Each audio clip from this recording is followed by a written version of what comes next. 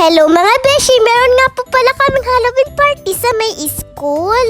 Kaya naman naayusan ako ng mama ko. Tuwing may Halloween party nga kami sa may school, si mama lang po palagi nag-aayos sa akin. Bali nilagyan na nga po ako ni mama ng Happy You liquid foundation. Tapos nilagyan na po ako ni mama ng eyeshadow tapos lipstick. Pagtapos naman ako lipstick ni mama, liquid eyeliner naman yung nilagay sa akin ni mama.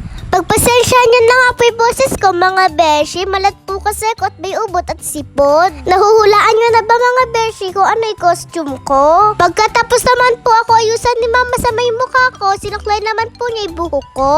Tapos sinuot na po sa akin ni mama yung headband ni Maleficent. O Pak, sino ka dyan? Pinicturean na nga din ako ni mama bago po kami pumunta sa may school.